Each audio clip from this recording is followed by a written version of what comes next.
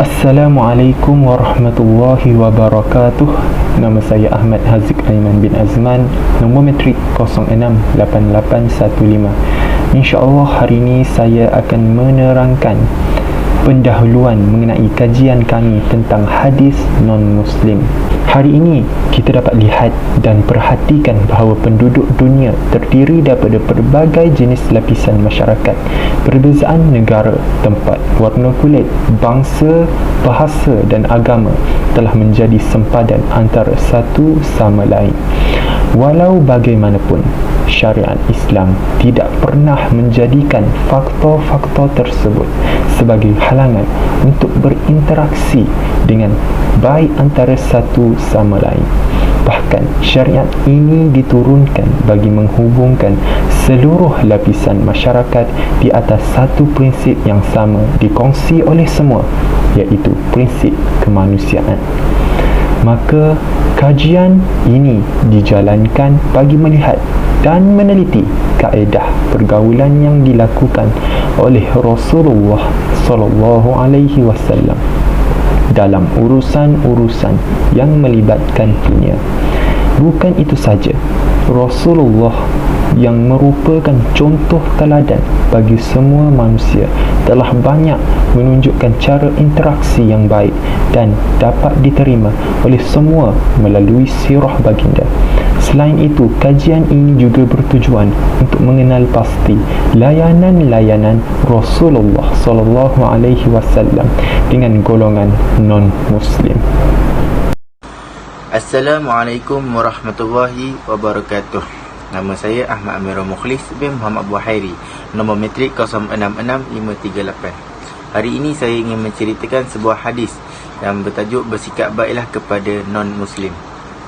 An Asma'i binti Abi Bakrin radhiyallahu anhuma qalat qadimtu alayya ummi wa hiya musyrikatun fi ahdi Rasulullah sallallahu alaihi wasallam fastaftaita Rasulullah sallallahu alaihi wasallam qultu wa hiya gharibatun fa afasilu ummi qala na'am salli ummiki.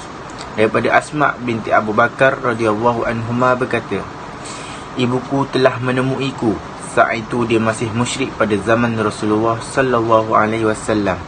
Lalu aku meminta pendapat kepada Rasulullah sallallahu alaihi wasallam. Aku katakan, ibuku sangat ingin iaitu berbuat baik padanya. Apakah aku harus menjalin hubungan dengan ibuku? Beliau menjawab, ya, sambungilah silaturahim dengan ibumu. Hadis riwayat Bukhari. Berdasarkan hadis yang diriwayatkan daripada Asma binti Abi Bakar radhiyallahu anhuma, beliau mengatakan kepada kita untuk sentiasa berbuat baik kepada orang yang bukan Islam. Akan tetapi, berbuat baik sesama orang yang bukan Islam haruslah berpada-pada, seperti mana Al-Quran juga memerintahkan kita sebagai umat Islam supaya tidak bermusuhan-musuhan sesama mereka. Firman Allah Subhanahu wa taala di dalam Al-Quran surah Al-Mumtahanah ayat 8 hingga 9. Firman-Nya, Allah tidak melarang kamu daripada berbuat baik dan berlaku adil kepada orang-orang yang tidak memerangi kamu kerana agama kamu dan tidak mengeluarkan kamu dari kampung halaman kamu. Sesungguhnya Allah mengasihi orang-orang yang berlaku adil. Sesungguhnya Allah hanyalah melarang kamu daripada menjadikan teman rapat orang-orang yang memerangi kamu kerana agama kamu dan mengeluarkan kamu dari kampung halaman kamu serta membantu orang lain untuk mengusir kamu. Dan ingatlah, sesiapa yang menjadikan mereka teman rapat, maka mereka itulah tergolong di kalangan orang-orang yang zalim. Bismillahirrahmanirrahim. Assalamualaikum warahmatullahi wabarakatuh. Nama saya Muhammad Mubashir bin Ahmad Zaini, nombor metrik 068818. InsyaAllah hari ini saya akan menerangkan dalil-dalil yang berkaitan dengan hadis berbuat baik dengan non-Muslim. Itu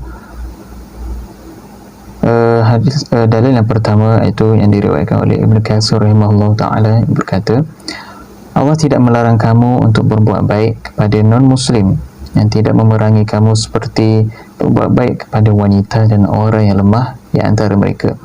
Tetapi hendaklah berbuat baik dan berlaku adil kerana Allah menyukai orang yang berbuat adil. Dalil yang kedua itu adalah Ibnu Jarir As-Sabari rahimahullah ta'ala mengatakan bahawa berbuat baik dan berlaku adil di sini perlu kepada setiap agama. Tafsir At-Tabari.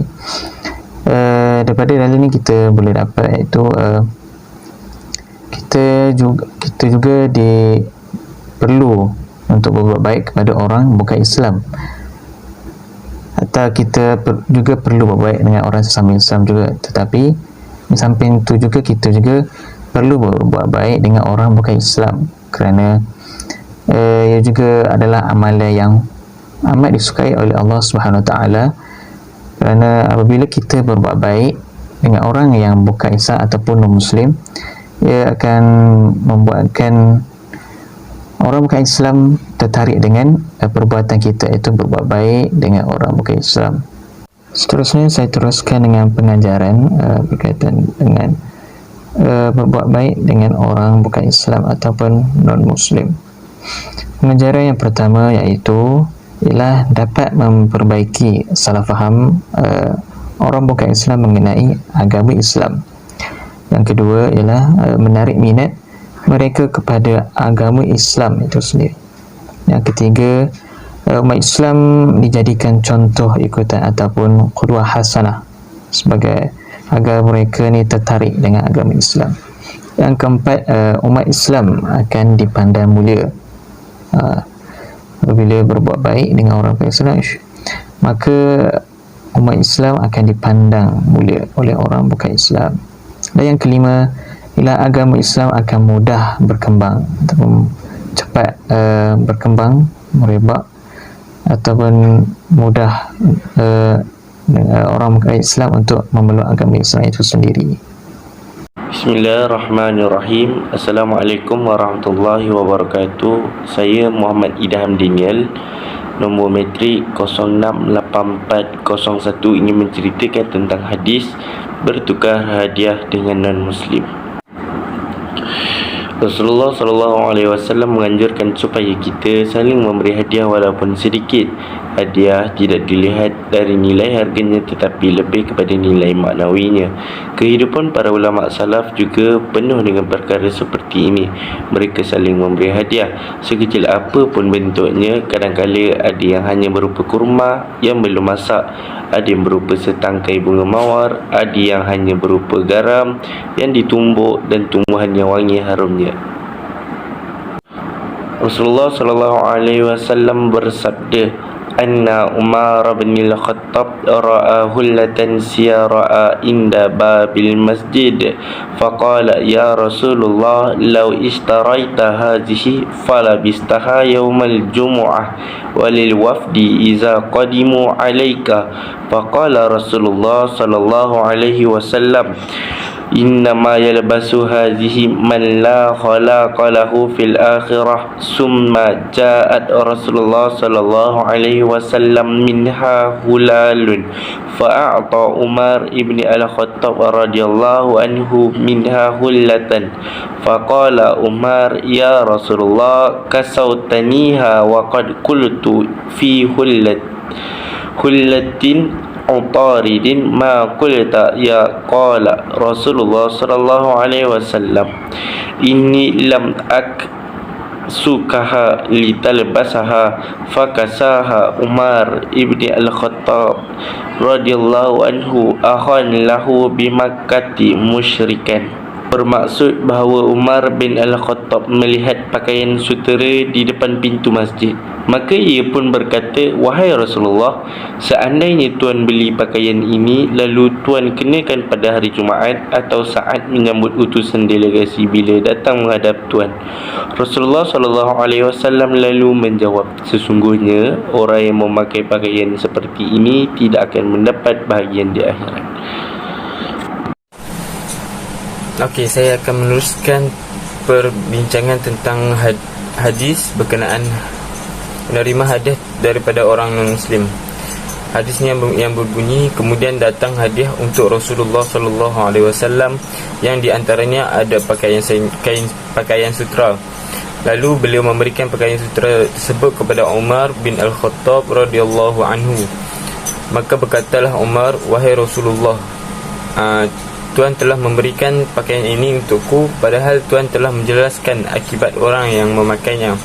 Rasulullah SAW bersabda, "Aku memberikan kepadamu bukan untuk kamu pakai." Maka Umar bin Al-Khattab radhiyallahu anhu memberikan pakaian sutera tersebut kepada saudaranya yang musyrik di kota Mekah. Melalui hadis ini, pada asalnya kita dapat ketahui bahawa boleh menerima hadiah daripada orang kafir untuk melunakkan hati mereka ataupun menarik minat mereka masuk Islam, sebagaimana Rasulullah SAW menerima hadiah dari orang kafir, seperti dari Raja Muqawqis dan yang lain-lainnya. Seterusnya, dibolehkan juga untuk kita untuk memberi hadiah kepada orang kafir dan musyrik dengan maksud untuk menjaga hati dan menarik minat mereka untuk masuk ke Islam, khususnya jika mereka merupakan kerabat ataupun tetangga jiran kita, seperti mana Umar radhiyallahu anhu memberikan hadiah baju geng sutera kepada saudaranya yang masih musyrik di kota Mekah.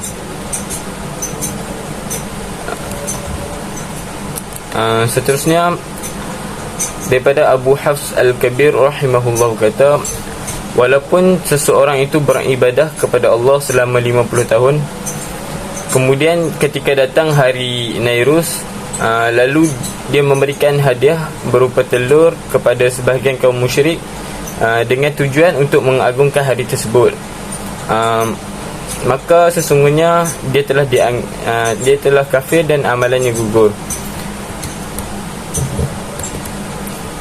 Maksudnya dekat sini, jika seorang Muslim memberikan hadiah kepada Muslim lainnya pada hari Nairus, bukan untuk tujuan mengagungkan hari tersebut, akan tetapi sebatas kebiasaan yang berlaku pada sebahagian masyarakat, maka perkara itu tersebut tidak kafir. Akan tetapi jika dia melakukan dengan mengkhususkan hari tersebut, hendaklah dia melakukannya sebelum ataupun sesudah hari tersebut agar tidak menyerupai kaum tersebut. Rasulullah SAW bersabda, siapa yang menyerupai suatu kaum, maka dia termasuk daripada mereka. Kesimpulannya, dibolehkan bagi kita untuk menerima hadiah daripada tetangga yang bukan Islam adalah untuk menjaga hati mereka dan mengajak mereka masuk Islam, dan juga bukan bertujuan untuk mencintai dan berkasih sayang kepada mereka. Dari kajian dan penjelasan tentang perbahasan sebelum ini, maka dapat disimpulkan sebagai berikut. Yang pertama, peran umat Islam dalam berhubungan dengan umat yang lain adalah untuk menciptakan kedamaian dan keamanan dunia. Islam tidak menggunakan cara kekerasan kerana dakwah Islam mengacu kepada dakwah hidayah, tidak kepada pemaksaan.